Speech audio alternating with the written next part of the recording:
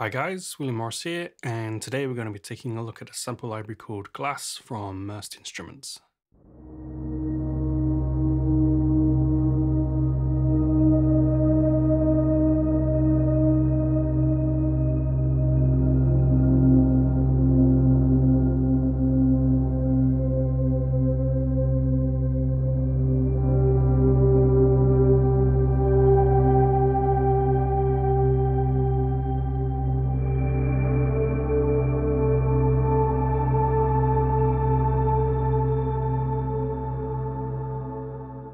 So Glass has been designed for use in the full version of Kontakt 6.3.1 and above, and takes up just about 1.5 gigabytes of space on your hard drive. It's also an MPE enabled library, so if you have say a Rolly C board or one of the devices like a Harken or Sensel, then you can use them to transmit pressure and glide information as well. And it's great to see more libraries being made with MPE in mind, as I love having my C board to play in parts. But it's definitely not a requirement for this library. Regular sort of MIDI keyboard will work absolutely fine, and you can always program in sort of extra information if you want to as well. So for those of you who've been on my channel before, you may have seen my review of Murst Instruments' first sound library, which is called Stone. If not, I'll leave a link in the description. And I think if you like this library, then Stone will definitely be worth checking out as well. So Glass is more focused on evolving loops, textures, and it's delivered in 4 sections. We have glitch, resonance, swell, and tape. And so each section contains this 16 square grid with different sounds on each square. And they're typically divided into bass at the top here, main instrument layer, second one down, swarm textures, and a field recording / sound design layer at the bottom. So let's just have a quick listen to some of the sounds on each layer. So we'll start off just by listening to the bass layer. So I'm going to turn down all the other layers.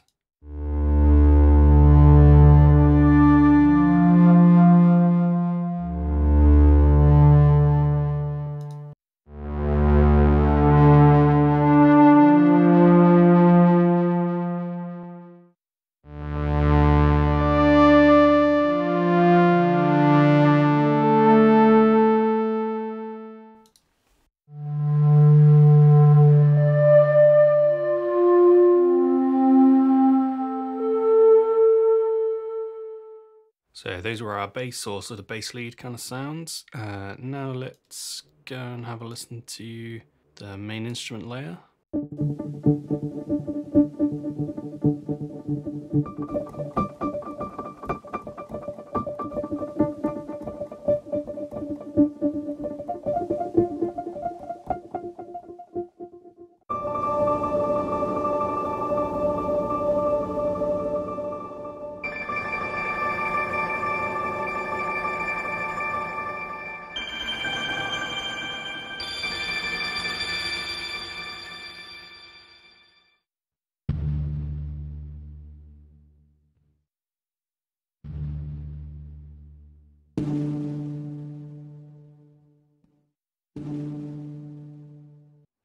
So I hope you can hear that all of these are kind of looping and evolving as they go.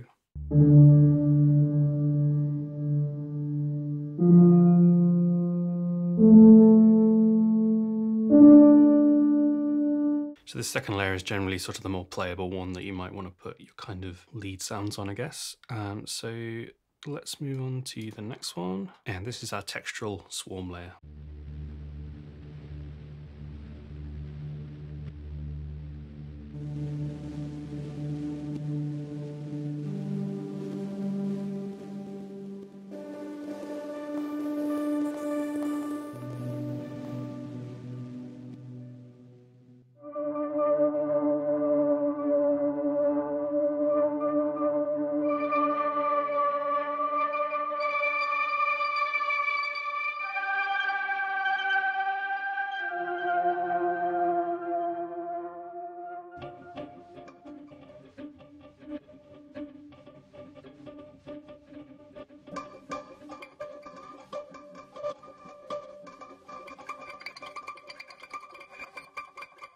I'm just playing really simply because most of these been sort of loopy, sort of textury kind of things. They do, I think, sound a bit better when they're sort of simply played just 1 or 2 keys at a time kind of thing.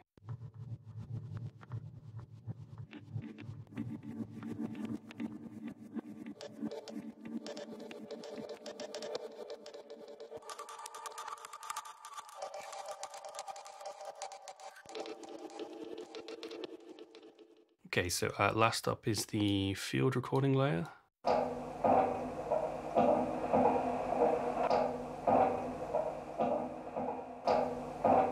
And this one is actually the same across all keys, so it doesn't really matter what you play into that one. This one's more a sort of noise backdrop to just add a little bit of extra interest into your patch.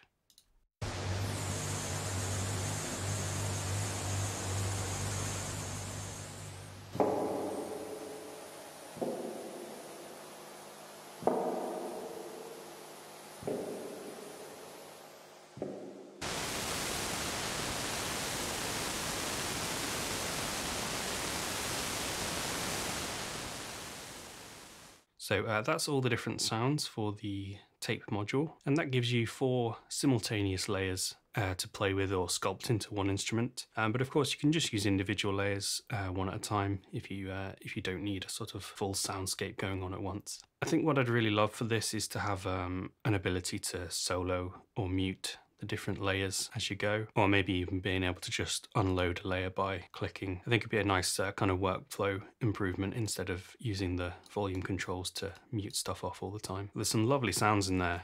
Tape's probably one of my favorite of the 4 modules, and I found them sort of really useful and interesting sounds to play with. So you have a few basic controls to go along with the sound grid. It's obviously just volume, this is panning, and you have attack and release controls here as well. Down in the bottom section there is a low pass, high pass filter, and clicking on either of these will also take you into an LFO section for further control.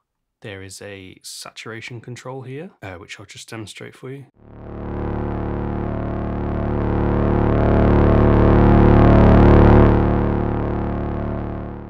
It obviously makes things louder as well, but it's a nice control if you just want to add that extra sort of grit. There's also a Leslie style phaser control.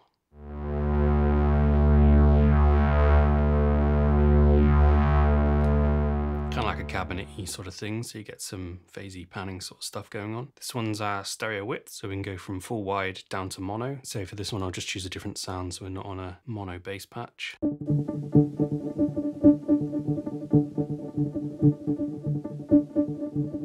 So we can obviously, just go from full wide to mono sounds if you want, and then you could use the panning to place it a bit more in the spectrum. So next is room reverb.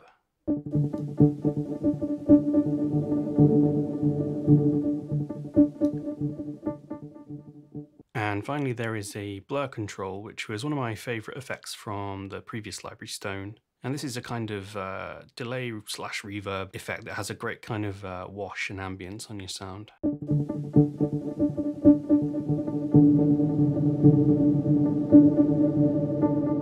Almost like a granular type thing, but I really like that one. I think overall the effects have been really well chosen. They really sort of suit the style of the sounds of the library. I think if you're into Tim Hecker, William Basinski, or Niels Frammer, those kind of artists, then this library would certainly work well in that kind of world. So let's check out some of the other sections. Let's go on to swell. And I'll just have a bit of a play with some of the controls as we go. It's definitely a library that rewards sculpting your sounds, as the sections just load with everything in together. So it's more like a sort of analog synth style setup with no presets present. So let's start with the bass layer.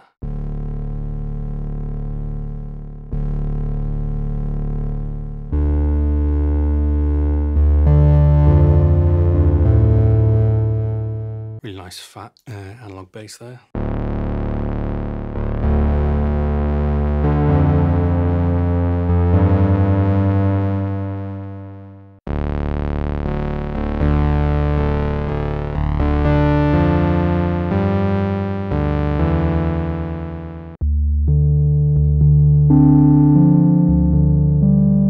I do like the whole setup of just having 4 really great bass sounds kind of grouped together, which are probably going to be usable for quite a few things, and probably saves you doing that thing that happens to me in something like Omnisphere where you spend a lot of the time just scrolling through patches. So that's your basses. Let's move on to the main playables.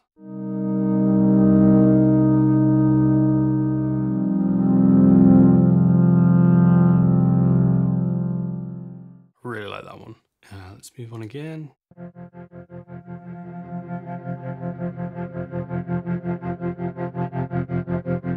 we've got a kind of more rhythmic thing going on there.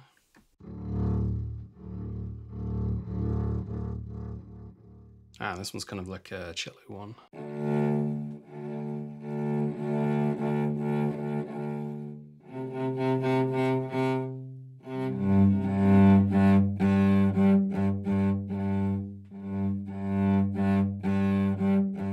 That's cool. So it's kind of like a looped variation on improvised kind of cello licks there. Let's just listen to the last one.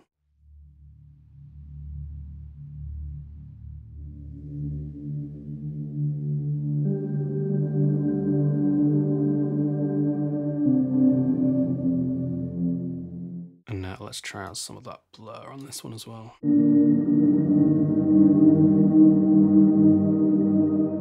Let's maybe tweak the attack up on this.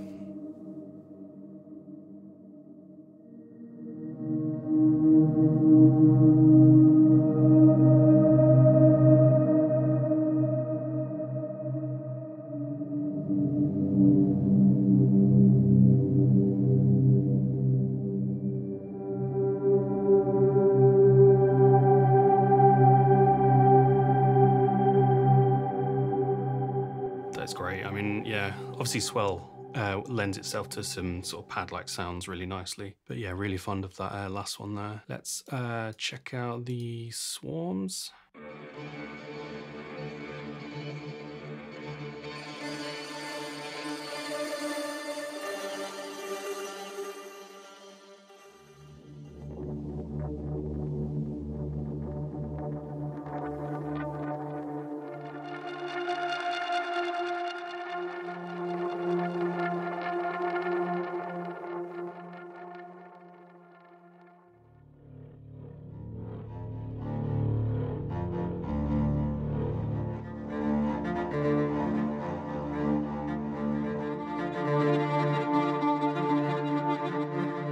Yeah, it's nice that like another kind of improvised cello sort of layer.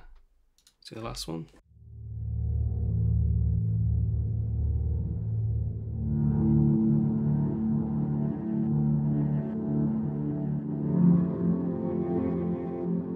It's nice reverse stuff going on in that one. And let's check out the last layer, which are field recordings.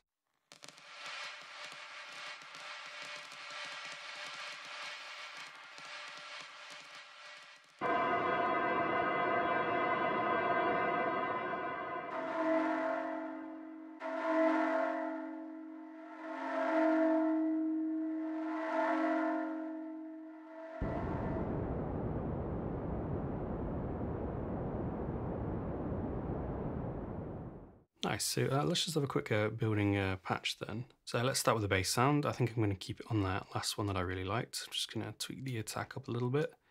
Put a bit of slow release. Let's bring the rolling down a touch just to make room for some of the other stuff. And let's choose something from the B layer.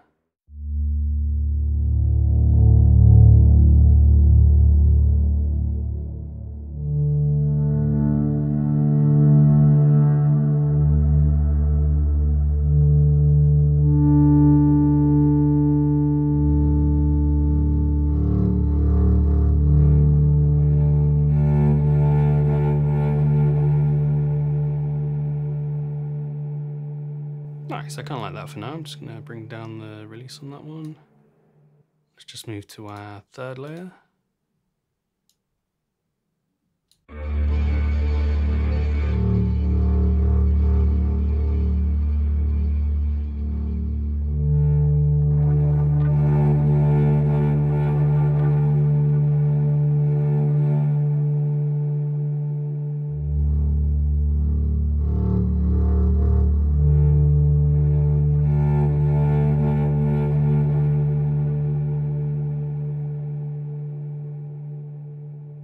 And finally, let's come down and add some of the field recording layer.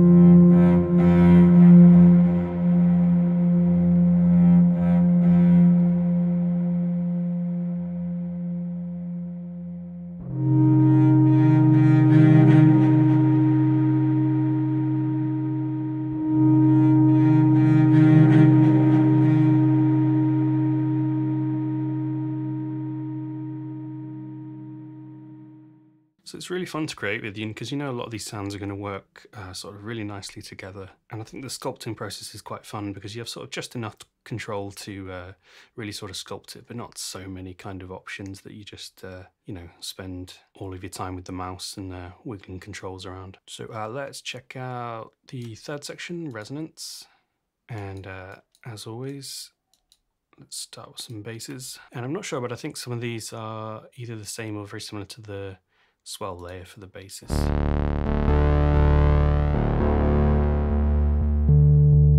So let's go on to the main instrument layer.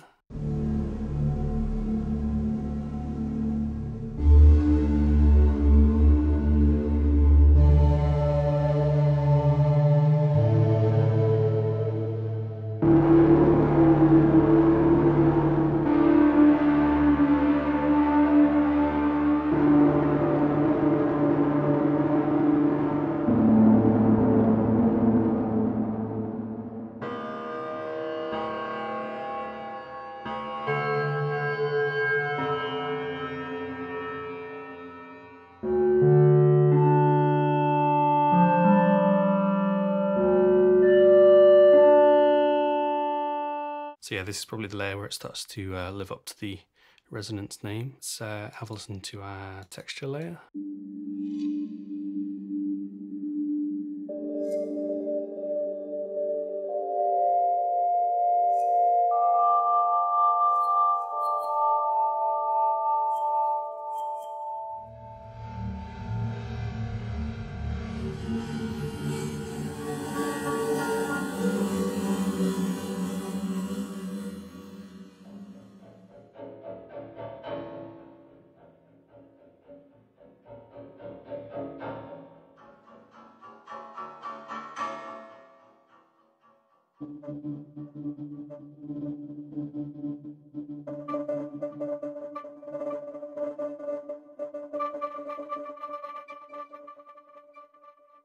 And finally our field recording layer.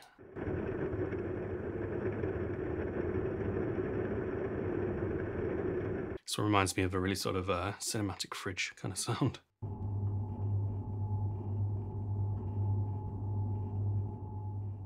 So here's the next one.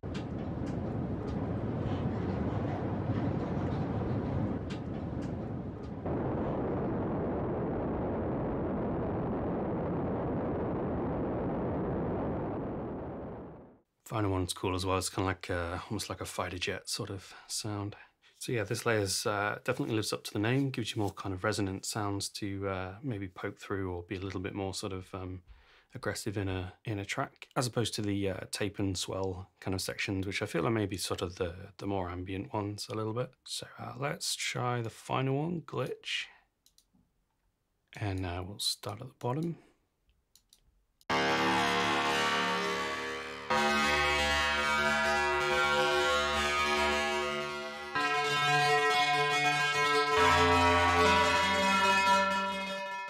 So yeah, really different this layer. Obviously less on the kind of organic tip of the others.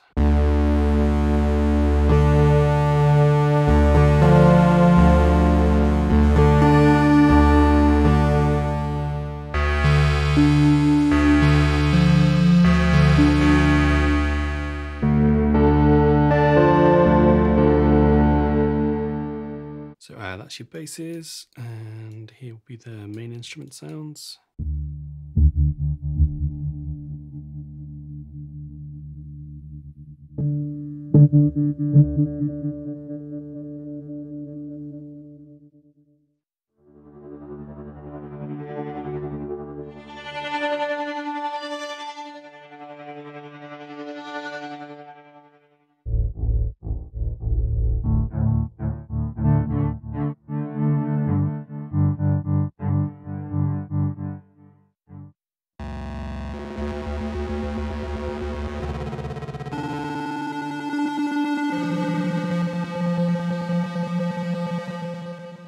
Yeah, so definitely more kind of processed. You've obviously got your kind of bit crusher style sort of stuff creeping in here. So a very different layer overall. Let's just go on to our swarm sounds.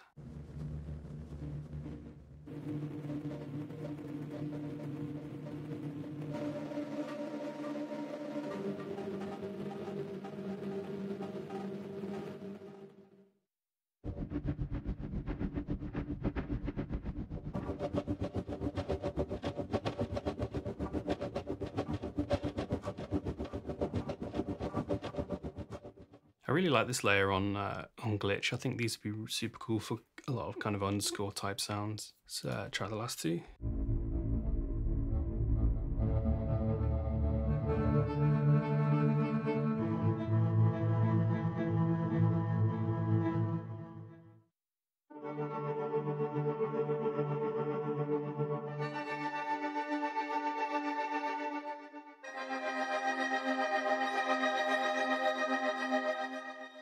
Yeah, it's definitely my favourite bank from this one so far. And let's just have a listen to the field recordings.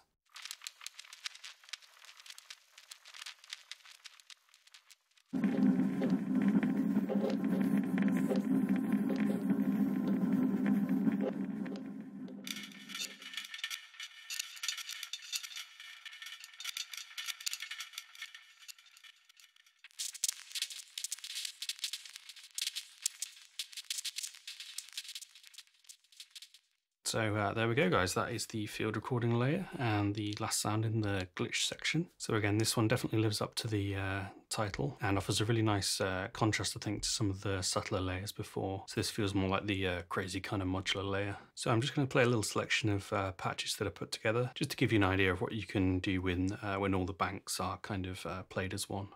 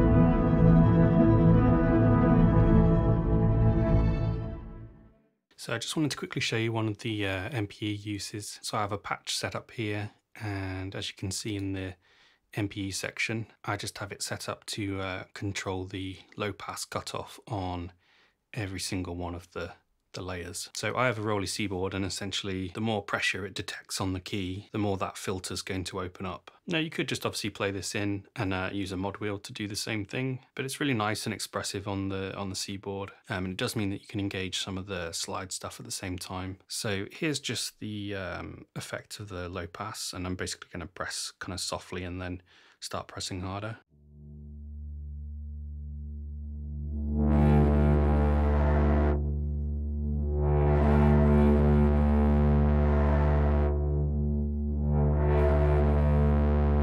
And also you can do that with a slide at the same time.